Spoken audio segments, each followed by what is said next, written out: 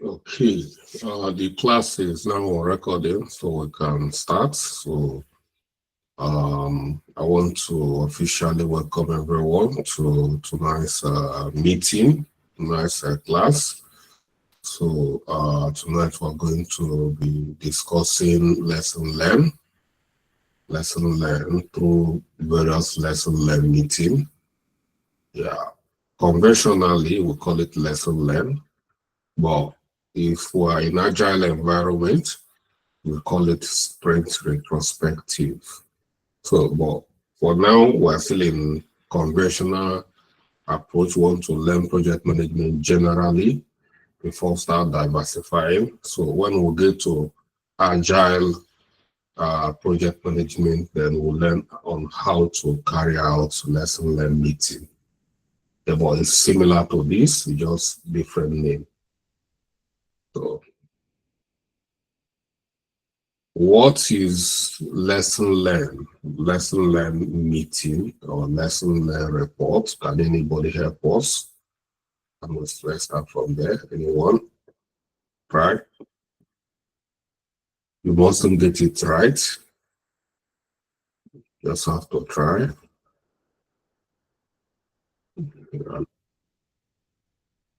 Okay. If any of us done something we later started, we didn't think we get it right and think we should have done it this way. Anything you've done before, exams, you write exams and feel, I should have wrote it this way, I should have come up with a better grade. Yeah. So lesson learned in project management is a meeting where we come together to evaluate what we have been doing, what we've done so far, or the whole project, or part of the project. It can be a milestone, it can be at the end of the project, it can be in between the project, it can be on weekly basis. We come together to brainstorm and tidy the house. This is a way of continuous improvement. In IT,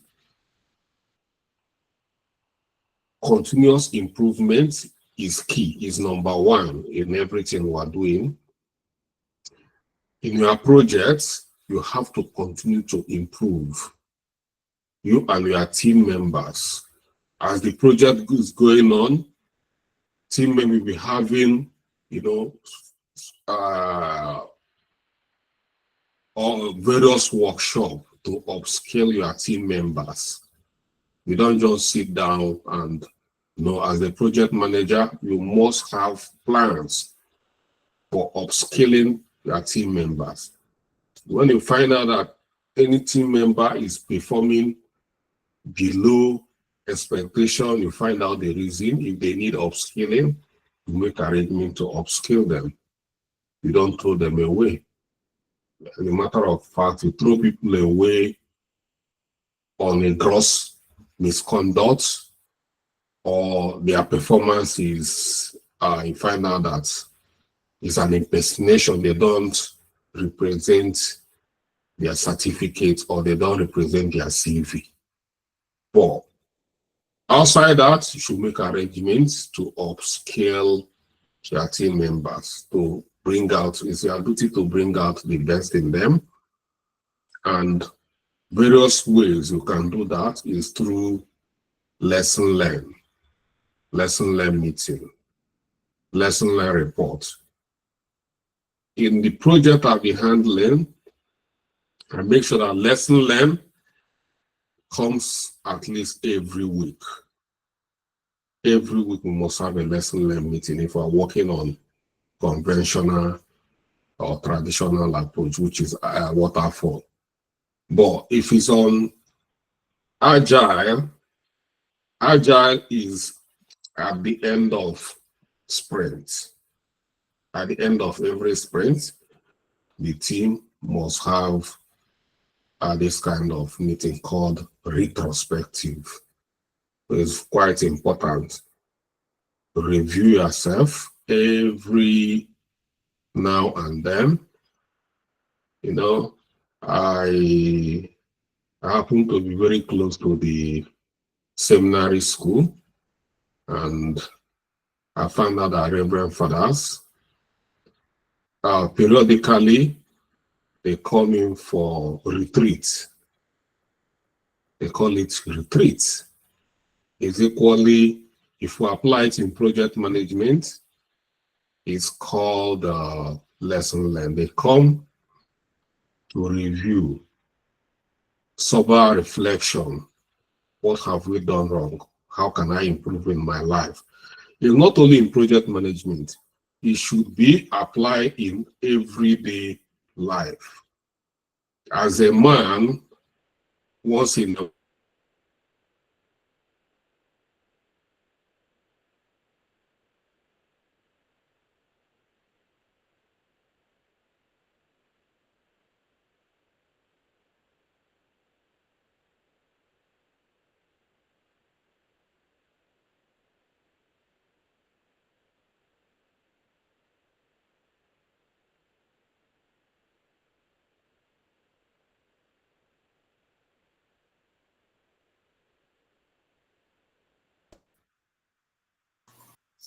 So your network was frozen.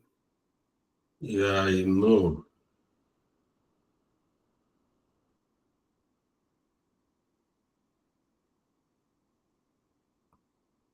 All right. You know, I've already apologized for using as a man. You know, it's these ladies in this house that attacked my network. Immediately I say, as a man, I just hijack my network. What are you trying to? They want to. I've already said I'm sorry as a man. People will not hear that. People stop attacking my network. Right? Okay. As a tech person, as a tech lady, you know, it's good to once in a while you come and give yourself, you know, sober reflection, evaluate things you've not been getting right, and find a way to get it right. And you know, that is why so many of you are here. Some of us have been in a career for some time, and they will sit down and say, for 5 years now, I've been doing this job. I've just been, we call it mark time. I've been marking time. I don't even buy good clothes. I don't even have a car. No plan of building a house. Nothing, just like that. How long will I continue like this? You think and think. That night you didn't sleep. You just be tossing around in bed, and you say, I have to make a move. And it's time to me. What is this thing that everybody's talking tech? I have to.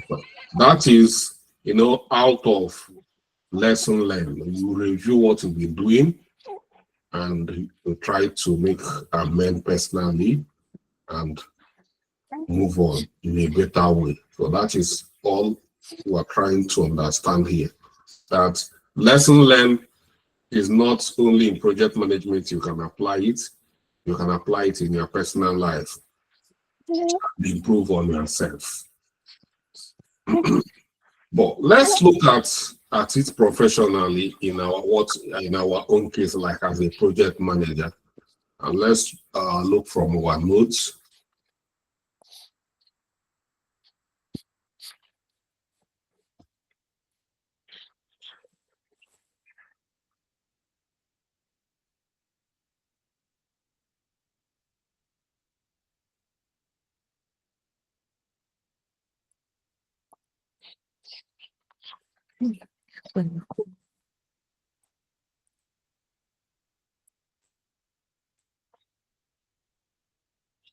Okay. Please put yourself so that our tech baby will not.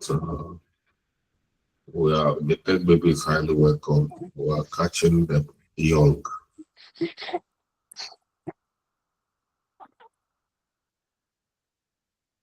All right. Lesson learned meeting is conducted at the end of project or project phase. Phase. Project phases to identify what went well, what could have been improved, and key takeaways for future projects. Every document we get from lesson learned is extremely important to the organization. They don't play with lesson learned documents, because this is where, within the lesson learned documents, if the team are honest, this is where they will talk about their mistakes. And this is where they will do a thorough brainstorming on how to move forward. They will tell you all their mistakes, how they made a mistake, how they fumbled, how they fall people's hand, all this and that. They will list it and then design a solution on how to correct their mistakes. So when such activities or such mistakes are being captured and solution provided and then archived, is very important. It's very powerful for people to go there for research. It will help people not to fall into such mistakes. So project professionals always go there, but companies, like my company, will have a very big project management office, have a lot of documentation. You help you to learn from different project mistakes and things like that. So it's very, very important. So having a lesson learned meeting is not by is by standard. We call it statutory. Statutory means that it's a standard meeting that should be, be having. Something like lesson learned meeting, RAID meeting where we capture risk. Some of these meetings are compulsory meetings we should be having every week. Importance of lesson learned, like I said, continuous improvement. That we are here today, we can have our class peacefully from home. We are not thinking of traffic. We can't go to Unilag. For some of us living in Lagos, and you're having a program in Unilag. How can I get to Unilag this evening? Traffic, it rained, this and that. I'm tired. I'm just coming back from work. How do I do that? I'm having a program, running a program, Sandwich, or my master's in University of Nigeria. How can I be making it at least once every month? It's not from Lagos. It's not possible. I had when I was doing my youth service in Lagos, had my boss who was doing his master's in UNN. He tried and tried and tried. He gave up. It wasn't easy. But something like this is very simple for you to upskill, get your certification, do your master's. Why? Continuous improvement. Some people are sleeping in the lab, IT lab. They are not resting. They are testing various things, improving on what we already have as continuous improvement. And you cannot get results if you don't have lesson learned meeting where you brainstorm on mistakes and how to improve on the existing infrastructure or the existing architectural design or solution. You must find a way to improve on what you are doing. Don't be so comfortable where you are. You can only be comfortable when you are tired. Tired means at old age that you cannot, but as long as, even if you're a professor at young age, you don't just settle there. You can become professor in another field. You know, that is you giving value, trying to give so much value to the society. So continuous improvement, a lot of things we are doing is revolving around continuous improvement. Even the business analysis, the key heart of business analysis is continuous improvement. And that's when we come to adopt Six Sigma. We call it Lean and Lean Six Sigma. So during your career as a business analyst, if you want to grow as a senior business analyst, there is no way. The only way is to take the path of Six Sigma. You have to start. You must not have certification, but you have to learn it. So there's a lot to learn via Six Sigma.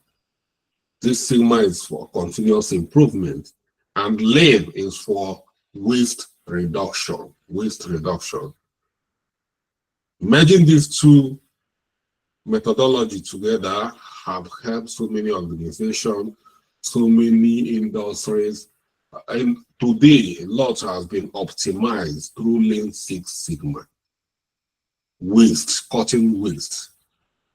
If you go to so many restaurants before, you see the amount of food they throw away is even bigger than the one they sold.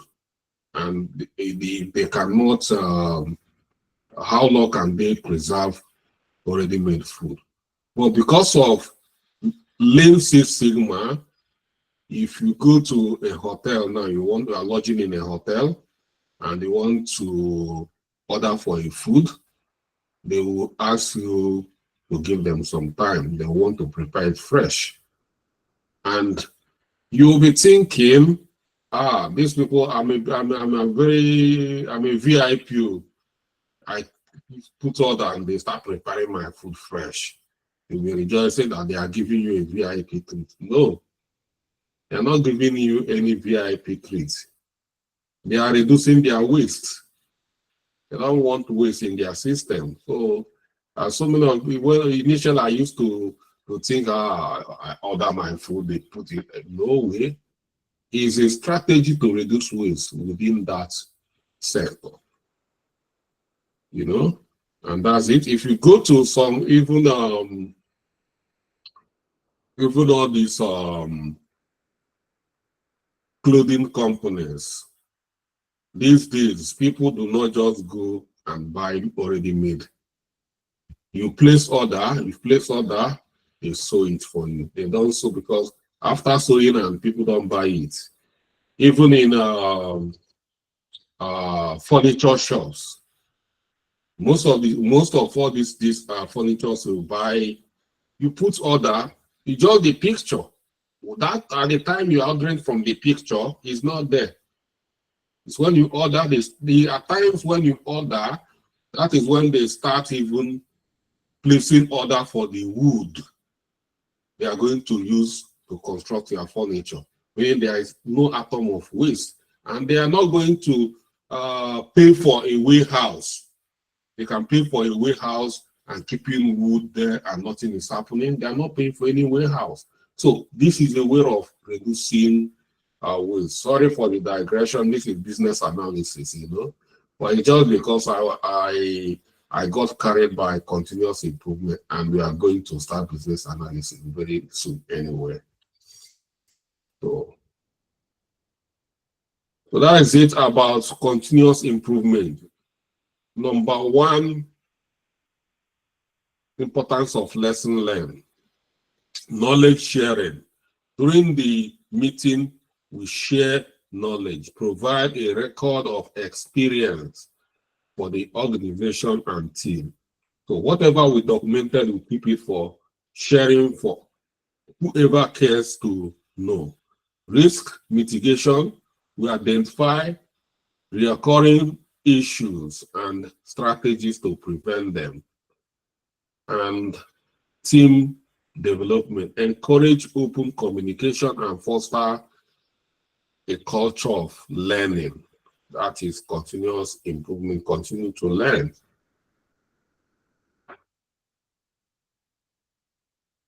Steps for conducting a lesson learned meeting. Plan for the meeting, schedule early, conduct the meeting shortly after project completion to ensure details are fresh. In case this, you will always have end of the project lesson learned. So this one is end of the, but outside end of the project lesson learned, where we document all our mistakes, we should be having it periodically, at least every week is important so that you keep on capturing them fresh. If you are waiting till the end of the project, you might forget a lot of things. Invite stakeholders, include team members, sponsors, and key stakeholders involved in the project. Prepare materials, gather project documentation, perform metrics, and feedback forms.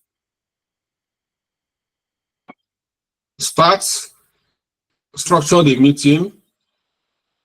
One, welcome and purpose. Start by explaining the purpose and objective of the meeting, reflect and objective review project goals and whether they were achieved, and discuss key areas.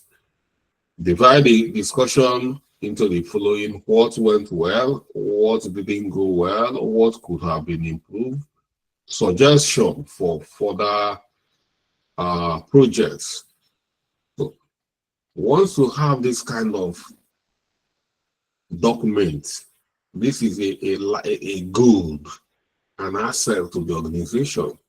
They've seen where things went well, where it's it. So upcoming projects within the similar project, or even generically, they shouldn't be making such a mistake because there is lesson for them to learn from. They already have lesson learned documents exposing a lot of mistakes and ways to curb it or stop it. Facilitate open discussion. This is not where you come to deliver speech. It's an open where everybody needs to contribute, where especially team members. Encourage honest and constructive feedback.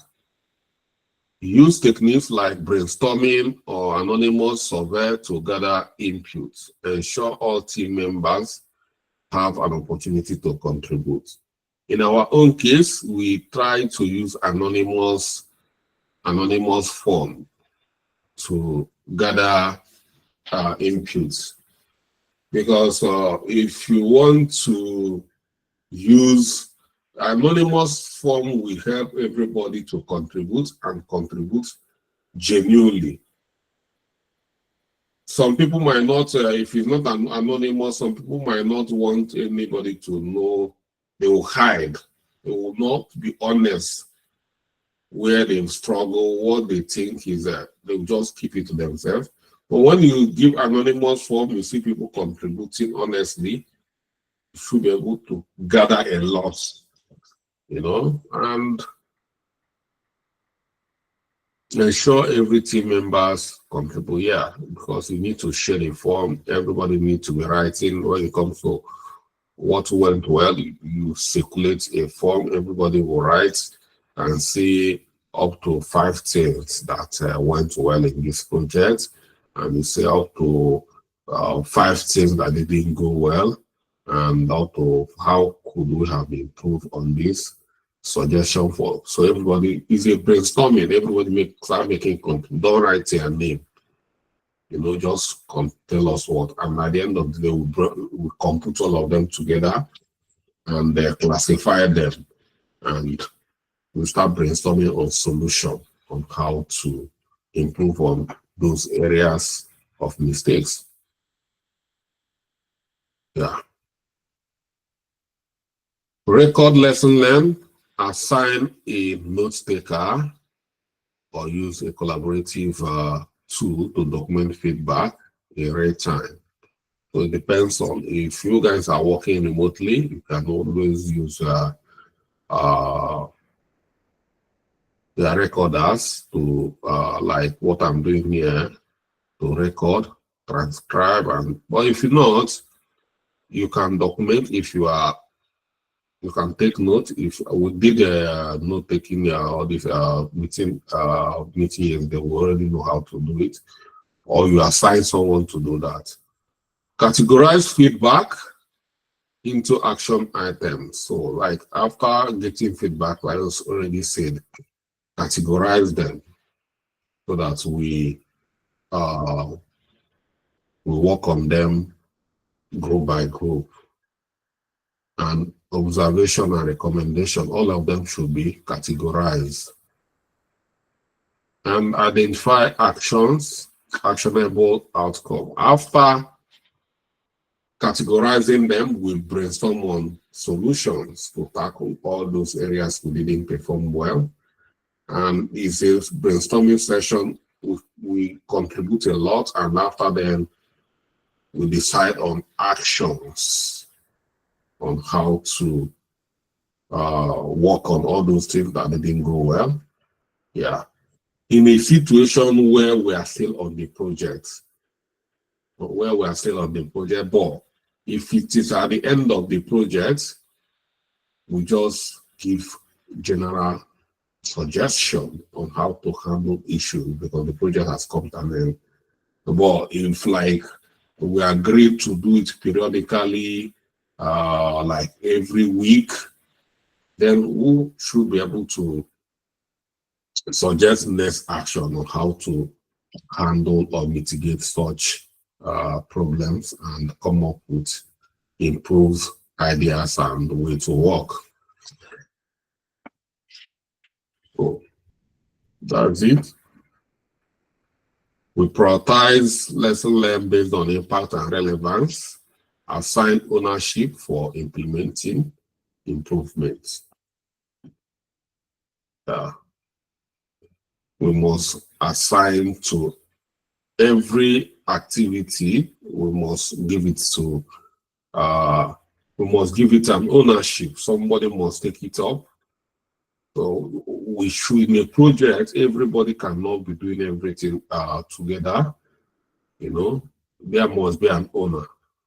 Even though other people are assisting, somebody must become the lead in that particular part. So that's what we mean by assigning ownership. It doesn't mean that when we have an issue and we assign ownership, everybody will relax. We leave only the person that owns the that particular issue to only work. The person will be leading a meeting, facilitating a meeting. You know, that is, it will become a mini project manager inside the big project on that particular responsibility assigned to you to lead. It doesn't mean that when you take ownership, everybody will leave everything for you. So, creating a lesson learned, and let's look at this template. So these are sections we must capture and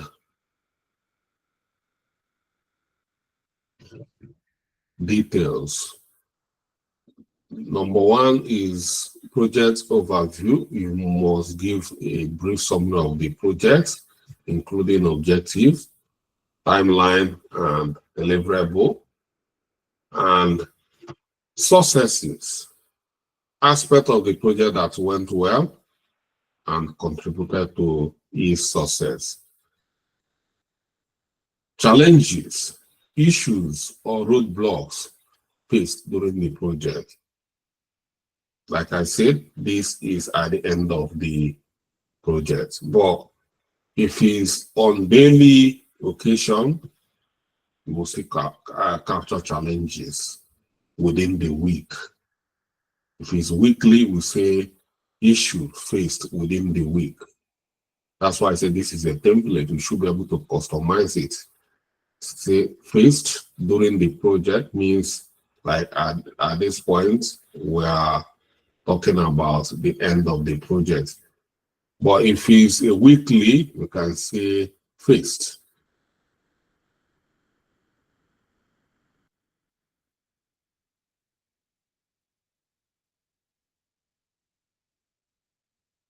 During the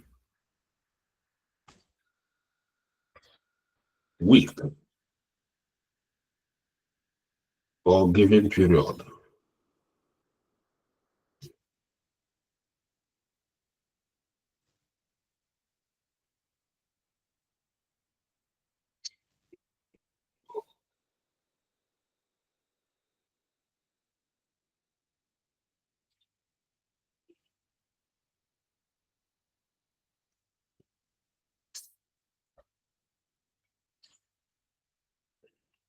Yeah. Or during the end, yeah, during the project. So yeah. So you should customize it according to your duration. If it's end of the project, you customize it according to the end of the accordingly. And then improvement area. Recommendations for processes or actions to improve in the future project. Actions specific steps to address challenges and enhance performance in subsequent projects or subsequent tasks. Okay.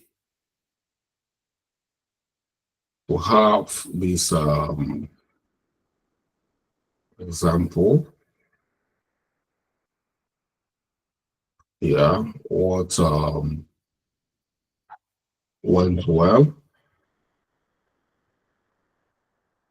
Timely stakeholder engagement. Yeah. Use the same communication strategy for future projects. What didn't go well? Delay in integration with local delivery partners. Because we have said delay, here you see start partnership earlier in future expansion.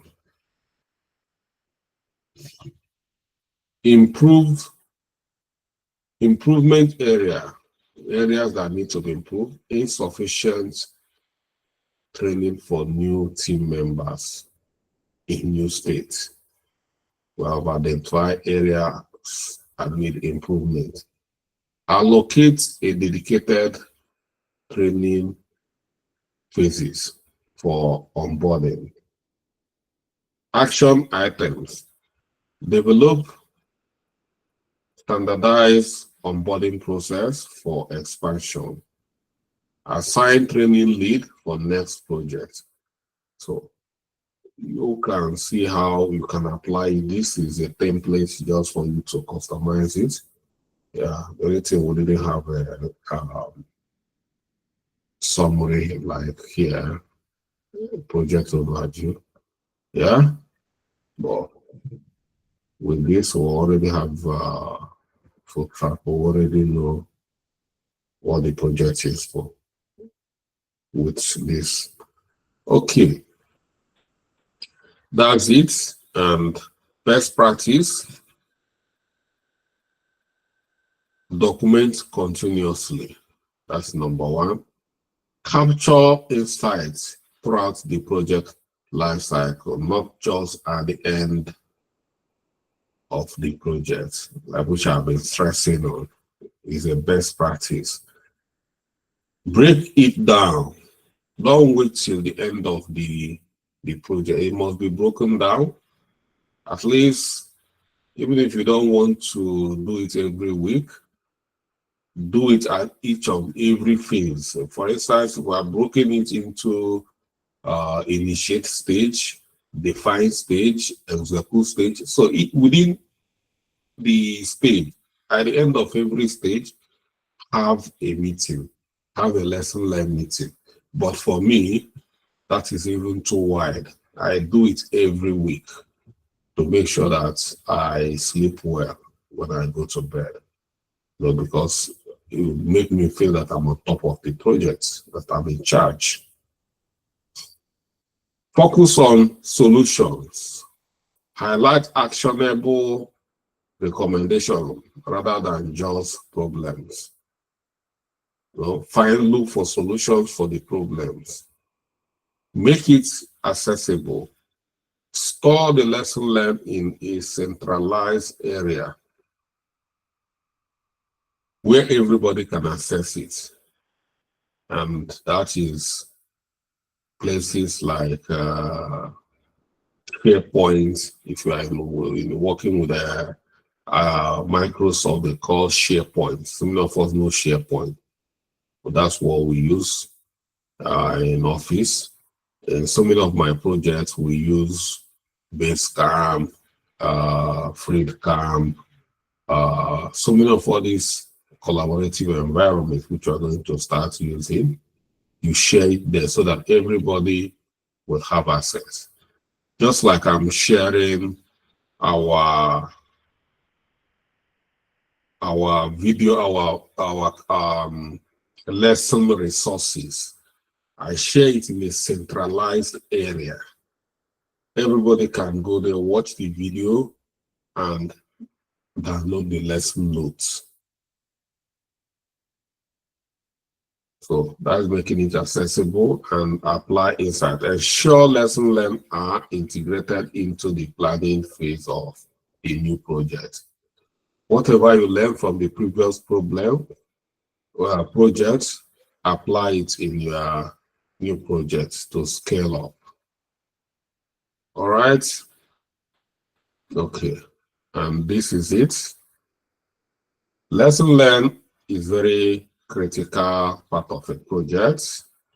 Ensure team grows, improve, and deliver better results in future projects or within the project. So it's important to continue to do that. For me, like I said, don't wait till the end of the project. Start it early enough. You learn and grow, learn and grow. Keep getting better as you are working on your project. Don't wait till the end of the project so that you apply it in the next project. You can equally be learning and, so also apply continuous learning. That's what makes us IT professionals very good, because we tend to learn enough. We're always trying to know the new things, and not only learning, but applying it. You see, like other areas, conventional areas, they don't learn a lot like we IT people learn. Let me use finance. They only learn when there is a new tool to use, and they take them for training, and but we will always try to refine a process. Just a process to refine our process, although that's why so many of them are depending on us, because we are there to help them solve their numerous problems, and that's why we are continuing refining, optimizing the way of work, and that's why we are standing out as IT professionals. So thank you, and we can have a chat. If you have a question, you can handle your questions now.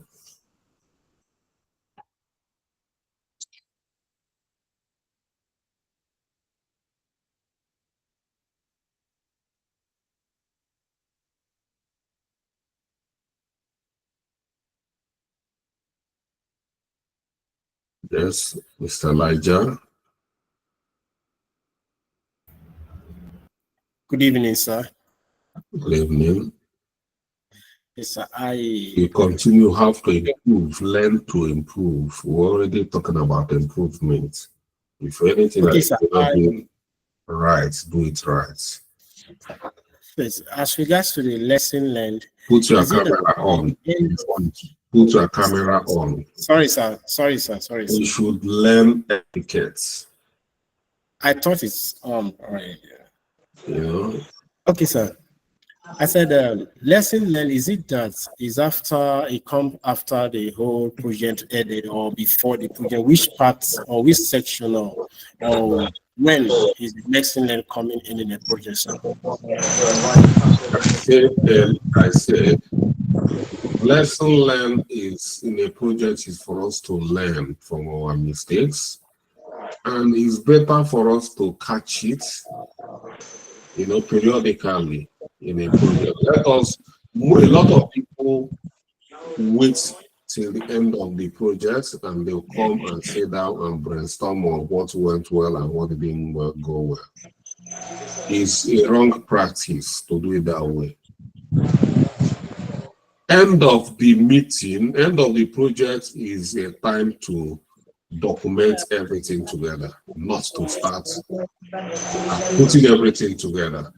So I suggest every week the team should come together to have lesson learned meeting. That will help them to work better as they are progressing in the project.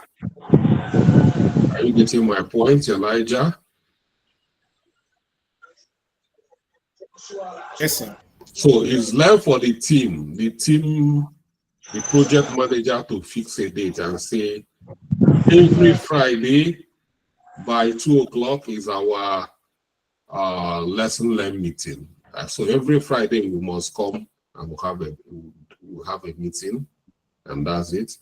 And we'll draft, we'll keep it. So when we are keeping documentation of our lesson learned weekly, at the end of the project, we are not going to start sweating in order to remember everything that happened that didn't go well. All we need to do is just put them together in one document and present it before the stakeholder and archive it in the project repository. And that's it. Yeah. Mr. Reverend Andrew.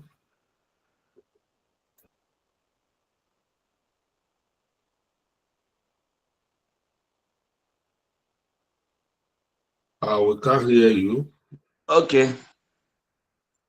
Thank you very much, Charles, for these details. Okay.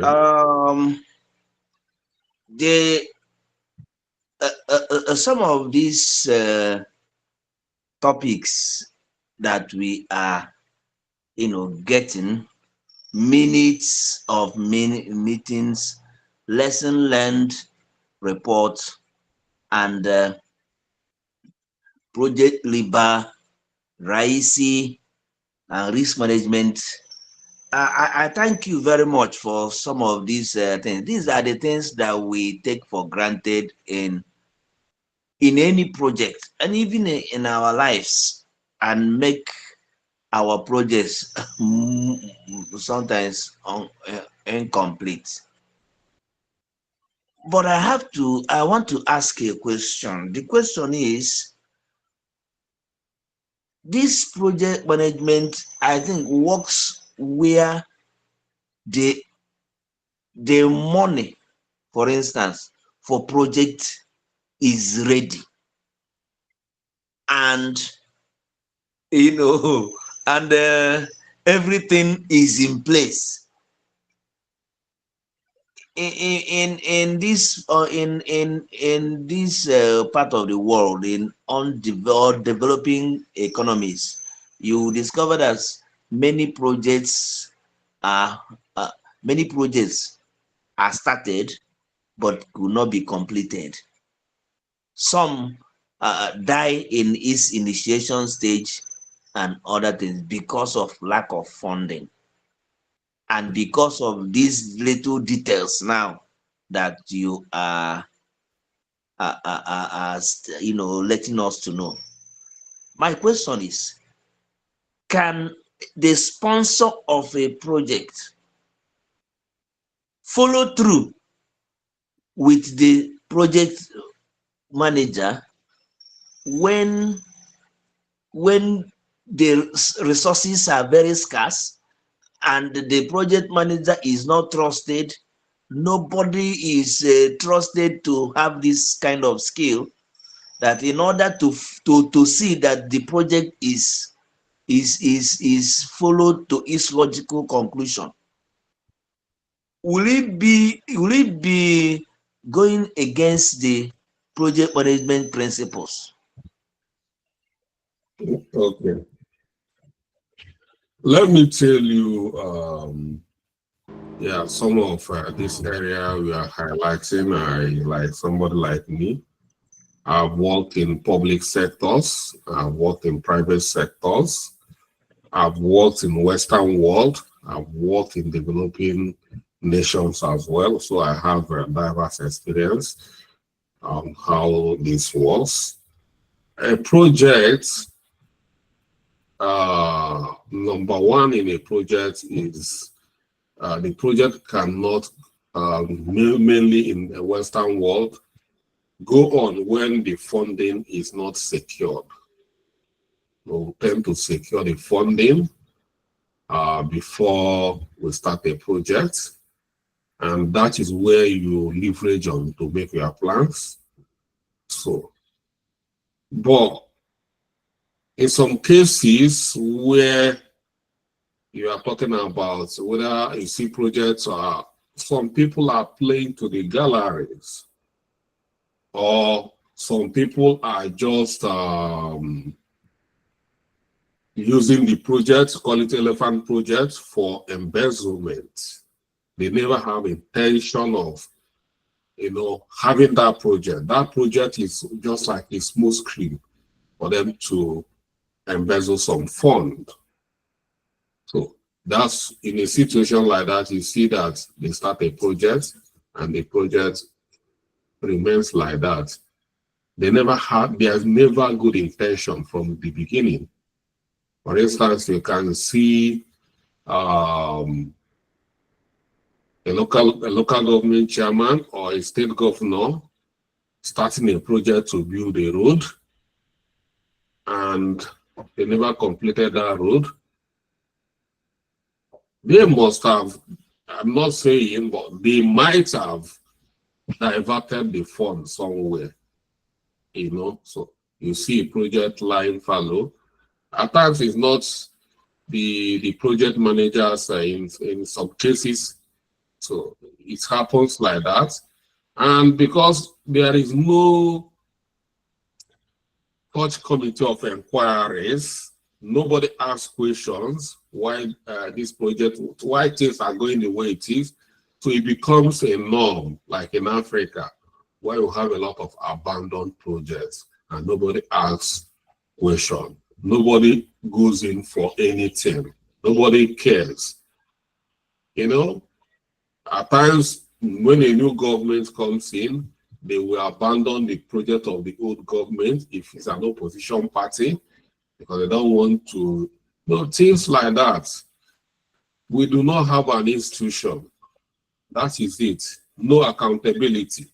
Nothing works. Nobody asks questions. If you ask questions, it will be silenced. Your voice doesn't go beyond even social media. It doesn't go anywhere. Everything is just the way it is.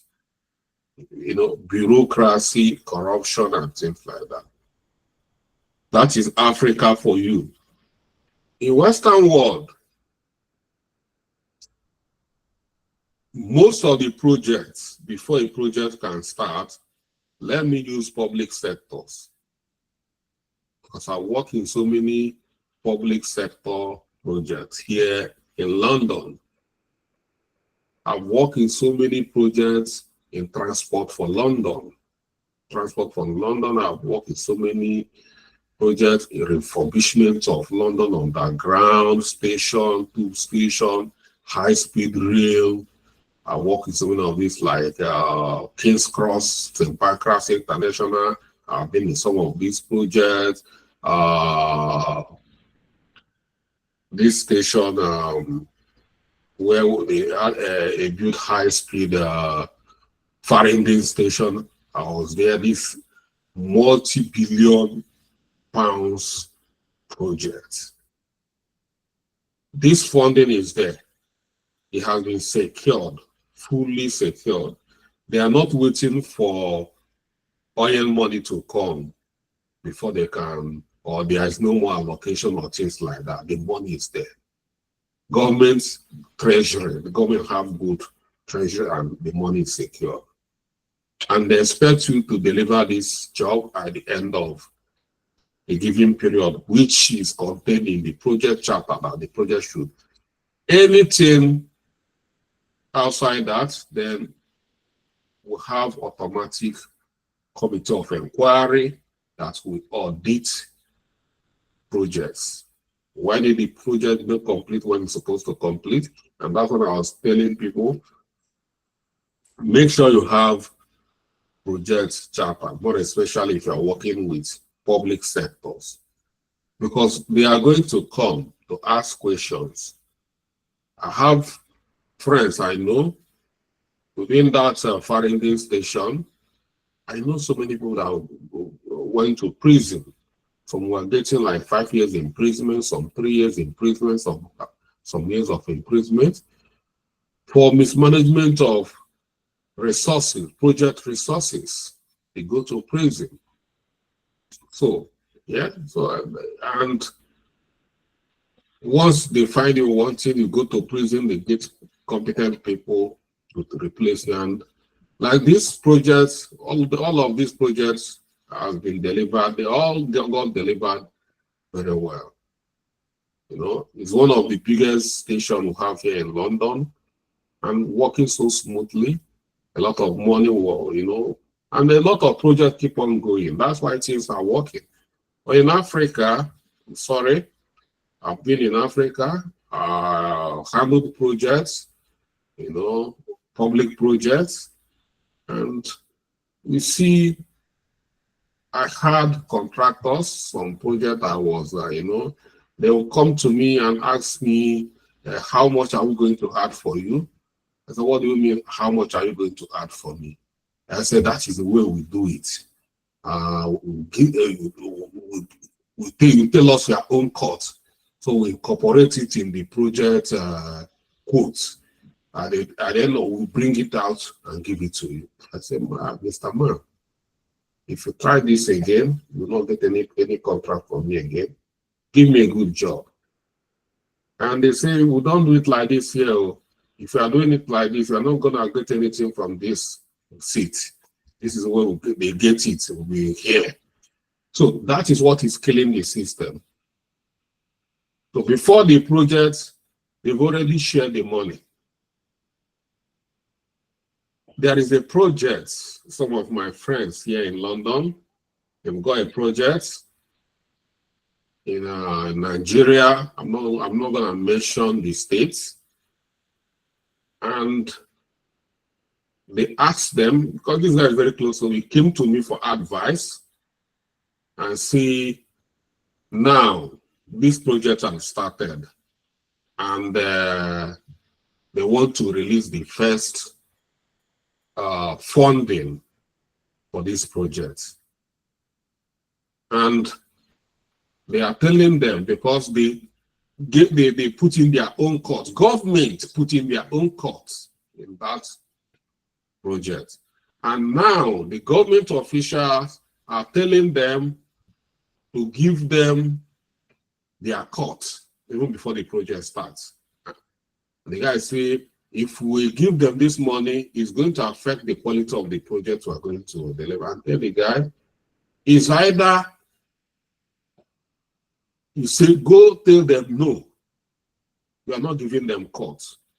If there is a profit that you guys are making out of that project, okay, when you deliver the first stage and complete that first stage, whatever is the cut, you can give them their own from them. But if not, you are going to deliver a substandard quality project. And that is the way they do. And at the end of the day, there is a fellow, the guys, because they don't want to compromise their own integrity. And they say they are not going to handle the project out of anger, the two parties. So that is the way governments are doing it. So government keeps suffocating contractors Government keeps suffocating project managers, intimidating them, extorting money from them. And at the end of the day, you see the contractors, they'll be struggling. They'll even trying to, break even in the projects.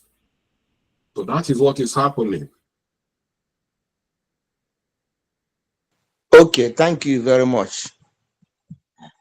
Yeah. So the only way is we're hoping we don't relent. When we have more experienced project managers, just like you, just like me, and we insist on doing the right thing, over time, these things are going to stop, and we are going to start having quality projects.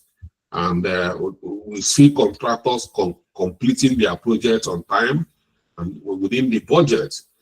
But if the government, if they don't address this issue, it's government officials, they are doing all this rubbish. It's not going to stop. All these stakeholders, let me not call it stakeholders, party stakeholders. Because these are the government, they are party stakeholders.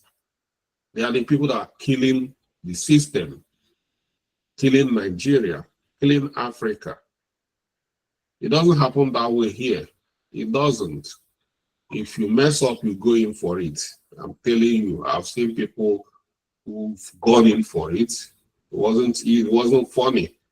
You see a very big man going to prison. Okay, Raphael. Huh? David, Mr. Charles. So Yeah. just Okay, Raphael and Andrew, you guys are clashing. Oh. Okay, Andrew, you still have I think I'm done. yes, it's just that I would want to know if these templates that you have given us or that you have shared with us, beginning from project breakdown structure down to this lesson learned meeting, is there a package? Can it be packaged together for us? Yeah, it can be packaged, but it's going to come at a special cost because now I'm giving you a textbook. I want you to do so. I'm giving you to you piece by piece so that you can do some work. You don't have to be lazy and waiting you to be serving you everything, in bed. Because here you don't write notes. Okay, thank you. You don't even, everything is served on bed. But if you want me to put it, all this thing is coming from, I have a textbook. I wrote it. I'm lifting it from my textbook. I keep improving on it anyway. That's why, because I know I don't want to publish it as a textbook. It's just I keep on improving on it. I can give out everything, but I don't want to. So it's like your duty is your notes. Put your notes together. Do that small work. Okay. Yeah, but if you can't do it, I can do it for you. You pay me, I'm a consultant, Thank you very much. Yeah. All right, Raphael.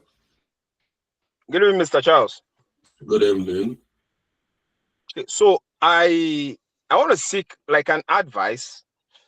Now, if for instance, you're being awarded a contract, and by nature of the contract, you need to put it in the project phase. And just like we discussed now, there should be availability of funds to kickstart the project.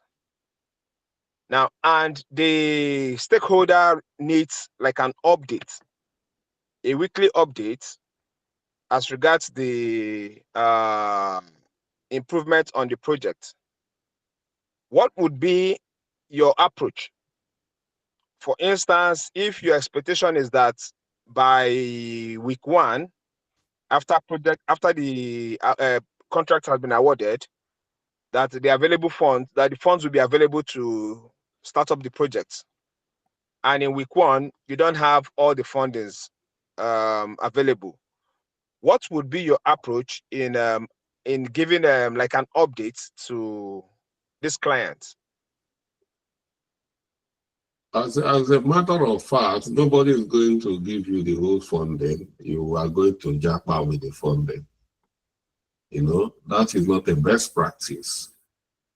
Nobody does that. We have finance department. You know, so when we agreed, once like we approve a funding for you, you know how much is being approved for that project. It's expected that the money is there. We have finance department. So there's a way to approve money for you based on what you are doing at the moment where you are, to avoid story that touches the heart. The way you are protecting yourself, the organization is protecting themselves. They are not going to give you that money. Nobody is going to give money to you. You know, the money is there in the finance department for you to access.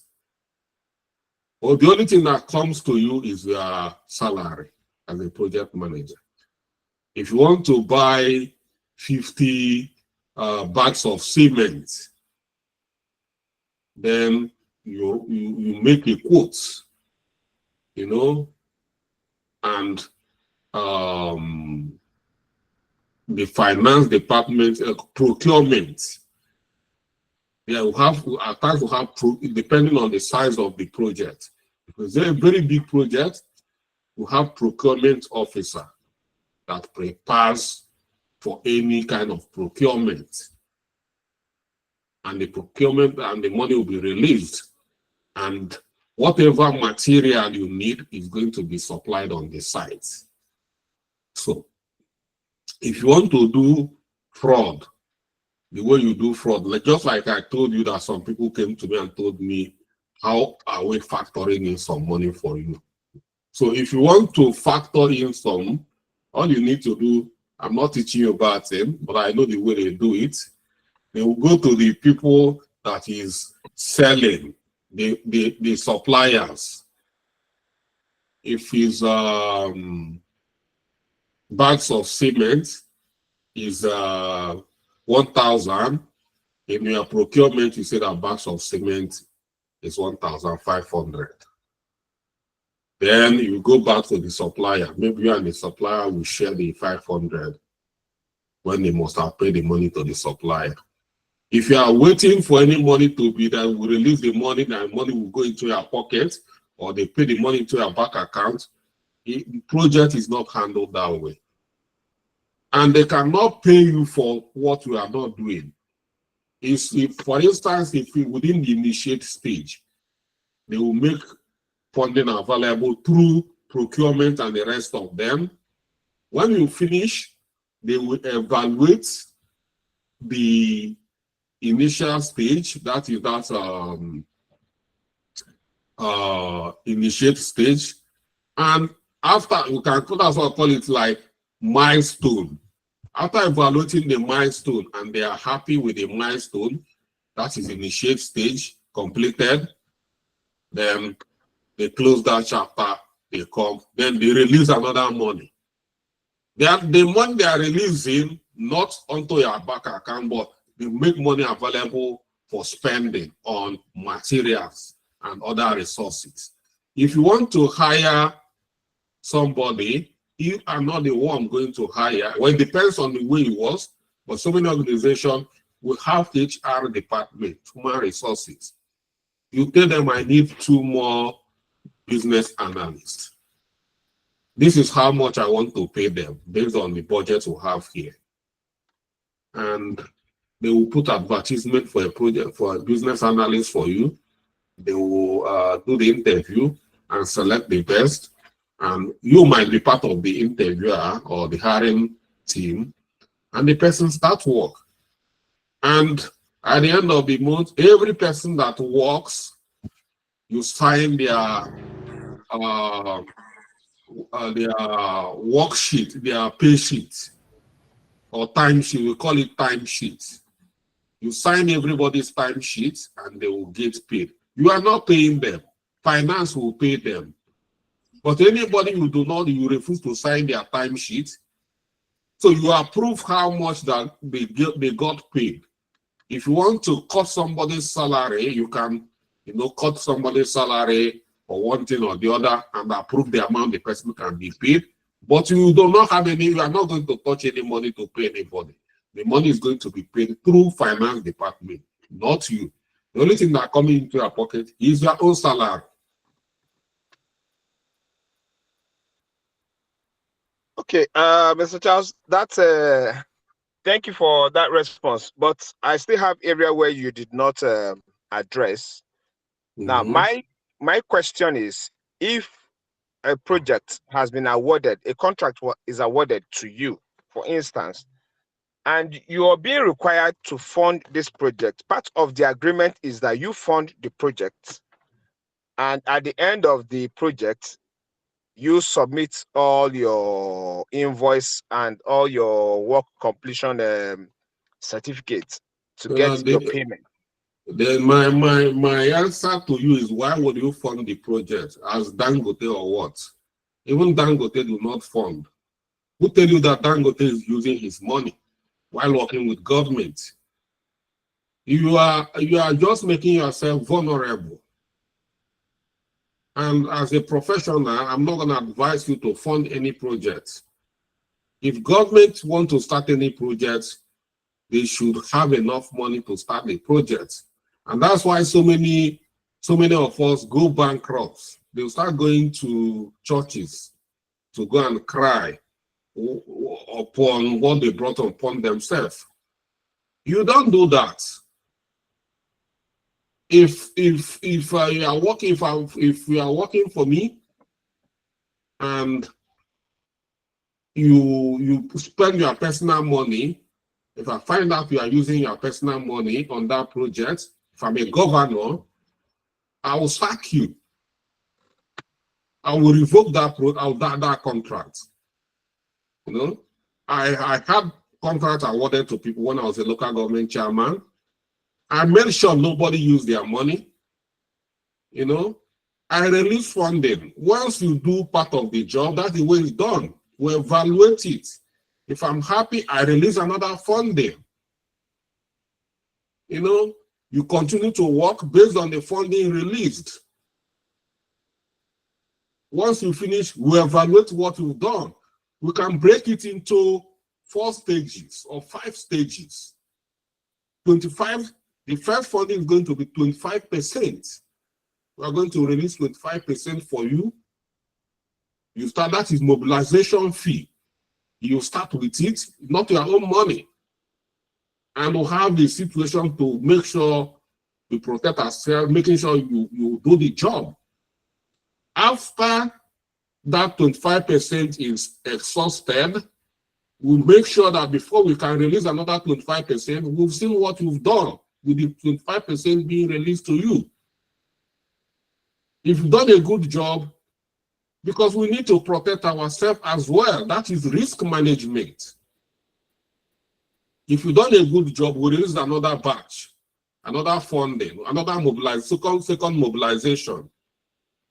Once you finish, we evaluate it according to, we have quality standard, quality control. Quality control will be evaluating, is the quality control will, like in local government, we call it town engineer. Town engineer will assess and approve and give you a certificate. You'll be given a certificate for every quarter of the project money is released. So if the town engineer is happy, he'll give you a certificate. And then it will be approved for you for another funding. The second funding, and that's how we do it till you complete the project. Nobody is going to release all the funding for you, and I'm not going to allow you to use your own funding. For what? What are you trying to imply, that you are richer than government, or what? Or you are richer than church? Church is richer than you. So don't put yourself in a vulnerable situation. If they don't want to give you the contract, let them hold it and protect your little fund. All That right, is sir. my Thank answer you, sir. for you. Yes, that's well appreciated. Yeah. So if you're already in that situation, just you have to go to Mbaka. How many even combine all these prayer ministry together, because we are really in a very deep state. I'm telling you. Most of the times Mr. we Charles, thank you have very much. to accept some of these conditions just to keep body and soul together. You know. It's better to protect your little fund than to, because politicians cannot be trusted. I've been warned. You know. And what I'm telling you is what I'm telling you now is not based on reading on project or teaching. Is based on life experience. I witnessed this life. I handled projects. It's not this thing I'm telling you is what we do. I try to protect, and that's why when I finished as a local government chair, nobody will ever come, and no contractor were coming around my house to cry, and no EFCC people were coming around looking for me, because I'm not owing anybody, and nobody is owing me.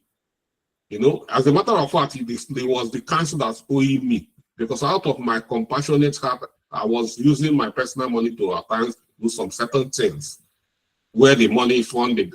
I prefer not to endanger contractors. I prefer to bear the loss, and I can swallow it and move on. But I don't want anybody to come and say this. So contractors. So, Mr. Charles, what if, okay, let's assume this is not coming from government now, because that could be risky. Yes, we all understand that, because government is continuum. A new government can come in and then change policy, and then the contractor gets affected for using his funds to execute a project. Now, what if this is coming from maybe a blue chip company that has, like a policy? Now they have a policy which says maybe after awarding you a contract, you deliver the contract, they pay you, say after 30 days. What would you advise? So have you not seen people going on night vigil because after working for MTN, MTN refused to pay them, and MTN is still powering. You see, their employees, they are big boys. They are flying on private jets, going up and down. But so a lot of people, okay, let me tell you, the one I know. You see, all these, they are different areas where they have masks. Yes. They use petrol to fuel all those generators there. I know a lot of contractors who they give them contract to be fueling all these MTN plant centers or mass centers. They'll be using their money to be doing that. At the end of the day, they keep owing them. You see some people even, if you're a young man with just first stroke, you know, why would you do that? Don't go into that kind of contract. They are not good people. If they want to give you a genuine contract, they will be mobilizing you. They will not give you the money in bulk because they need to protect. Only if they don't have good project managers. Everybody needs to be protected. Like the company, they cannot give you the whole money. Even if they approve some money for your mobilization, they make sure that even if you jump out with the money, it's still a small, they protect, they weren't so much exposed to risk, For instance, it's just a small money you take, so if they come and give you the whole money, use it, Japa, no. And you don't have to come and use your money because of, I have my friend who does that. And if he was supplying this here and there, at the end of the day, you keep running around everywhere and when this money is not coming, this guy had attack, this, before you know, the guy is dead, man, a young man of my age. He's dead. You know, he's dead, man. And he brought all those things to himself because he exposed himself so much. Because you get you get a contract with all these big names or these banks. You are supplying to even big banks, Zenith banks. Although they will owe you. You have a lot of bad people everywhere, not only in government. We have bad people everywhere. So that little money, instead of using that money to be given around to company that is already established that we cause you heartbreak, it's better you go to you be using buying small things and have supermarket and be putting it in your supermarket, grow small. Because that's one thing is that the greed is one thing that lead us. Let's go get it, boom. You go there and you will not get it. Even in farming, you are not getting anything because they are bad people. Mr. Skas, can I just put in something? I think I should at this point. Okay, sir. I'm not seeing you raise there. Are you contributing on this mobilization fund or different topic? It's on this topic, sir. Okay. On this topic. I just wanted to say that in reality, I understand what the other speaker was trying to say. The competition in Nigeria is such that if you don't agree to, okay, like I'm in the oil sector, most of these oil companies, they will tell you to do the service. This service might run into like $200,000, $300,000, and at the end of the day, you are not paid. I'll give an example like Oando now, that is in a deep shit to Oando, you know. And if you don't do it, other companies will go and do it. So that is the precarious situation of our economy. So if there are many of these companies run on, now if they say that they want to mobilize, they will tell you that in the past they've been mobilizing 25%, and so many people have done substandard job or run away with their money. So they will ask you, go and do the service, give us a PO, they will give you a PO, and you can be stuck in it sometimes. Once you have credibility, or you can fashion that credibility, but others that you would think have credibility can still mess you around. So that is just the reality. Okay, let me tell you something. It's because if everybody refuses to do it, they will have to succumb to pressure and do the needful. Secondly, all of us here, so many of us, all this thing we are just doing is just like you working in Upwork. You can have a union. All the contractors, all you contractors can have a union. And people like us, we can develop a marketplace where the contractors, the people looking like all this oil money, looking for people to work, contractors to work for them. You are self-employed. All of you are freelancers. They will put that money in escrow accounts. You know, if you agree, all of you will have a union, a strong union. All these oil companies, if they want to work, yes, at the end of the day, let the money go into escrow accounts. They will pay the money into escrow. So once you finish the job, the escrow company will evaluate and release the money for you. The company will have, the escrow company, like Upwork, they have their own quality auditors. So if the oil companies refuse to sign for the money, and they have to go and review the job. If you've done a good job, they release the money for you. And that will remove that. You see, white men, there's a way they do their things and they protect themselves. There's nothing, you are not doing anything special more than what people are doing in Upwork. You know, and you see people working for people they don't know in Upwork, and they are getting their money. But you see yourself, you go to those oil companies, you sit in the office from morning till night, they will not pay you because you people are not protecting yourself, and you refuse to become a union. So you have to be a union. Protect yourself. If they don't send anybody to do the job for them, the company will go down. You are not begging them. It's 50-50. As they do me, I do you. You are doing the job for them. Their company is growing. You are getting your own money. So we should have a platform like escrow company where like Upwork, they come in, like you see what Upwork do is that when somebody contracts you now to do a job, you know, you are a freelancer. What this thing you are doing for Orlando, you are a freelancer. You do service to them as a freelancer, self-employed. That is what we mean contractors, independent contractors. They should go to a company like Upwork and look for people to do this work for them.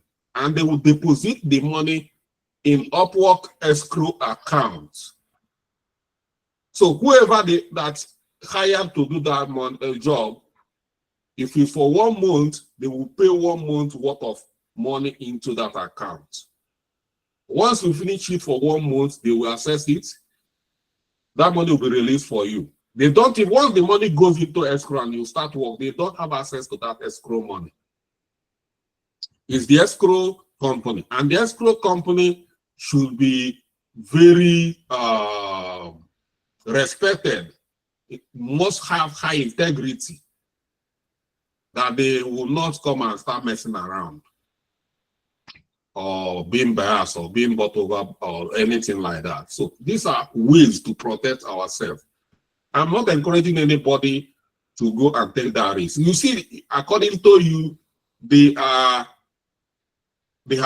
lost some money to contractors, and now they don't want to. They are protecting themselves, and you people are now exposing yourself. So you don't know, no party should be exposed. So you guys, all you people working there and complaining, if you want, you can come. I can develop a platform like Upwork for you. I've already developed one, but I've not launched it. So we can use it. If they want, they will bid. It might be this thing. I'm trying to launch one here in UK, you know. So you can come there and be bidding. So once after bidding and everybody is happy, and it is going to be locked up. The money is going to be locked. Immediately I start working, doing the job, the money will be locked up. If I finish the job, you release the money for me. You know, if you refuse to approve, or you don't release because the money is in escrow, all you need to do approve. If you refuse to approve, the company that managing the platform will come in and look at the situation. If they believe that I did a good job, they will approve the money without me approving it. Well, we hope Nigeria will get to that situation. That form that's an organized society. Exactly. Yeah, that's why so many of us working in Upwork are making a lot of money, buying houses, buying cars, doing well, without anybody knowing. Yeah, because say for instance now, the local content we have here in Nigeria is supposed to protect the interests of Nigerian companies, but you still find some of the foreign companies who go about, doing procurement themselves as brazenly. Meanwhile, the NCDMB board, they know about all of this, but still they wouldn't do anything. Now, this is a registered board which regulates the activities of those in the oil and gas sector. Yet there are some of the things they don't do right, and they don't get punished for it. So these are some of the challenges we have here in Nigeria. It's not like we don't know some of these things, but then we still need a government backing to have like a strong foot, to get some of these companies do what they need to do, because now they are protecting themselves and then allowing contractors to take the risk Yeah.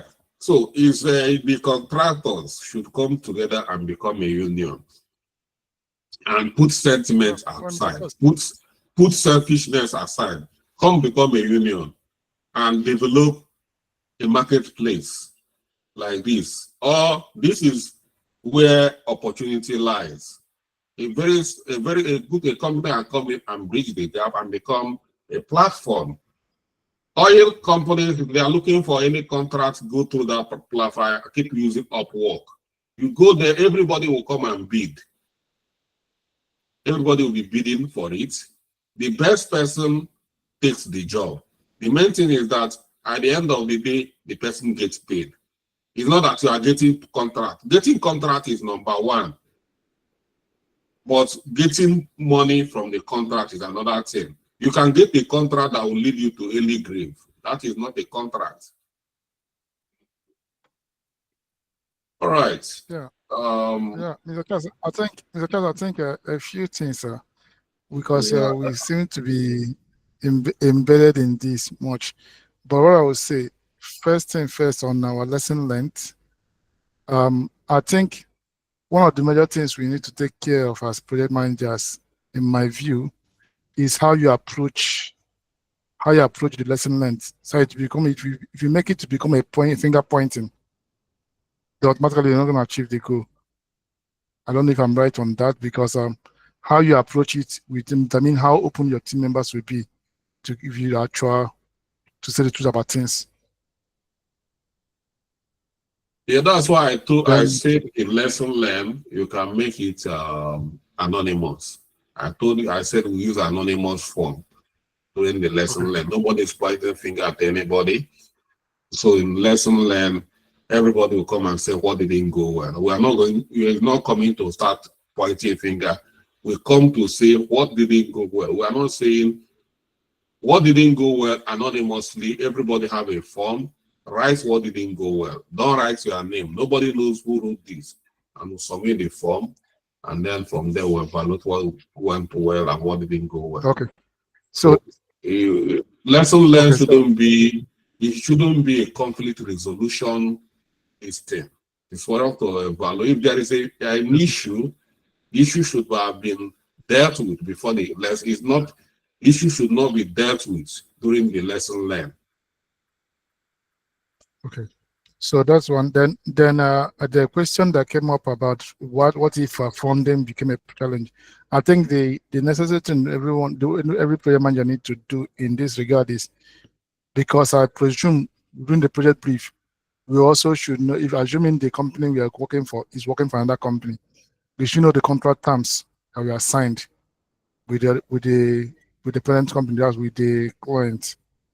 You should be preview of that. And I think the best way to arm ourselves as project managers is to make our cash flow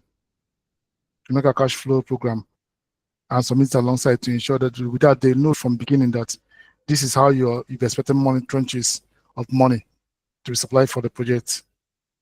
So the finance team will make it available within this period whenever it's required.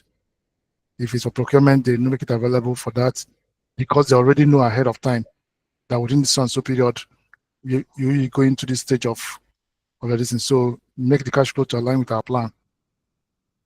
That's one aspect. And also make milestones to cover up for deliveries, just like you said earlier. And which we should be able to drive, that you know when to put a stop, so you don't endanger yourself more and going deeper. If you don't get funding, that's the you stop. It's better to quit than to me. It's better to quit than to immerse yourself in the mess. I don't know if it's a good idea. Yeah, like I said, I'm never a party to you using your money to fund any project, So when it's time to release funding should be released to you. And if funding is not released, then you take it up to the project sponsor that you guys, they will refuse to fund the project.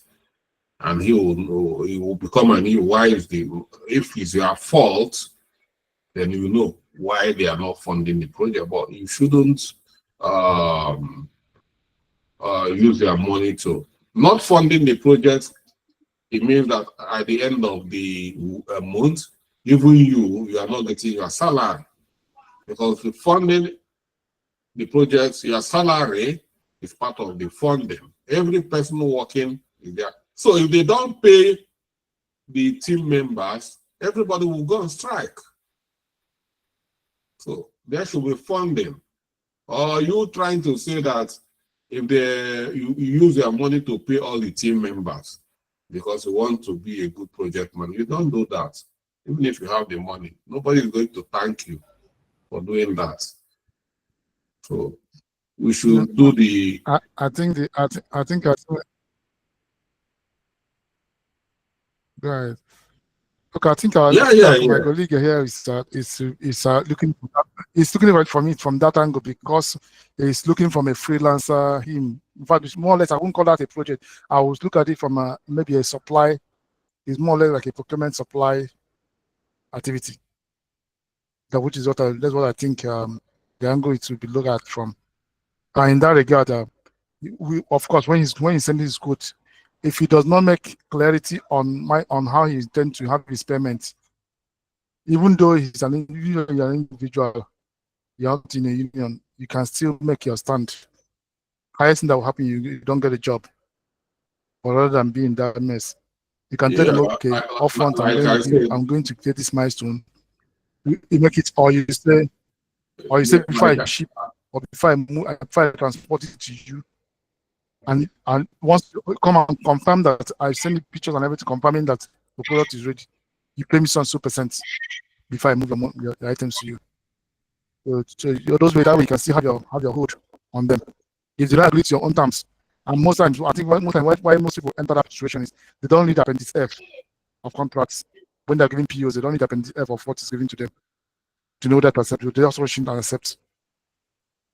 So read the terms and conditions to know if it's suitable for you. All right. Yeah, like I said, everybody, you should try to protect yourself. Right, that has been my language from the beginning as a project manager. If you are working in a project, whatever your business, you protect yourself. Don't expose yourself. That makes you a professional. You see, bank, they don't, once the bank management, they realize you approve a loan as a bank manager without collateral, you are going from there. You know, that is them not exposing themselves. Do not expose yourself. Is important as a business, as an entity, whatever, don't expose yourself. You know, it's not, I've had numerous experience, but I have all kind of experience. I've lost money. These are part of the experience I used to teach, experience, you know. I've worked in Upwork, you know. I have some clients out of familiarity. We move away from, we start working as, you know, one-on-one. But over a long time, such people, some of them ate my money. You know, they ate my money. I have up to, you know, 4,000 pounds. They ate, a particular client ate the money, you know, so, and things like that. They went down. So, but if like it's within the Upwork, that is greed. There's no way I can do any work that is not funded, because before you can do any work, Upwork will get the money from you. They will get the money from the client and keep for you, waiting for you to finish the job. Once you finish, they release the money for you. You know, I have some people as well, which works for me. We are from a platform, we move away from platform. And some of them, we even become friends. Some will say, hey, my wife in this, if you give me this, I just you can pay me up front. Because of my wife, I will this. You pay somebody up front so you can do the work. You will abandon the job, your project will be a suffering. Over time, you will be chasing him around to do the work. You know, because at this point, you are the client, you are the person paying the money. You pay mobilization for them to start work.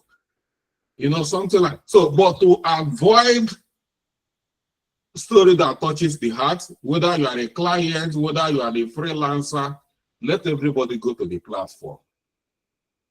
If there is more, if you are serious about your project, you must bring out money for it.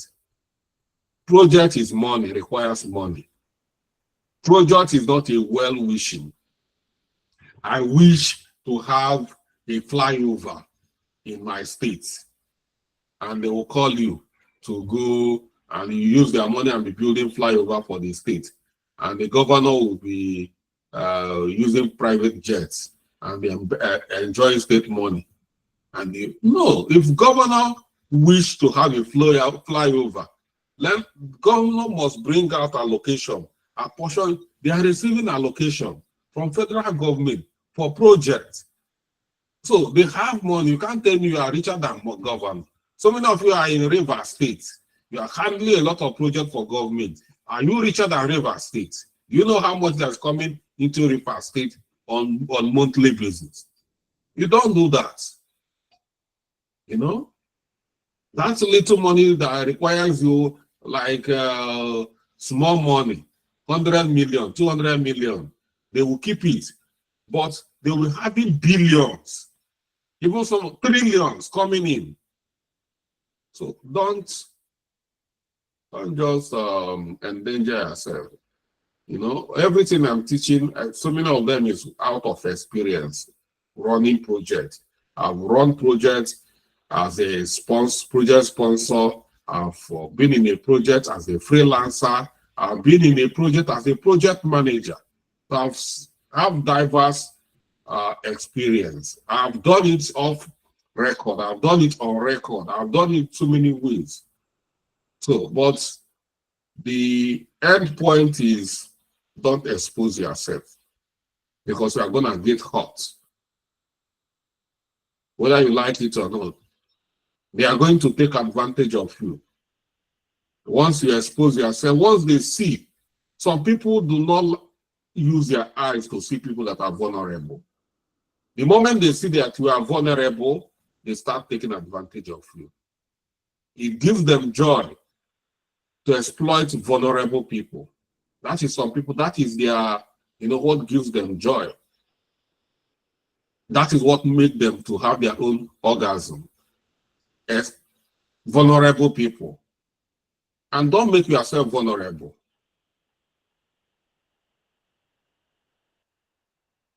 All right?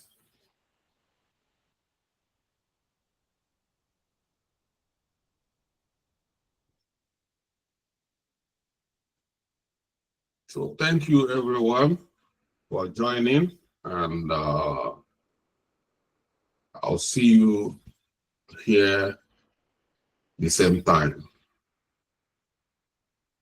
Thank you, sir. Good night, sir. Yeah.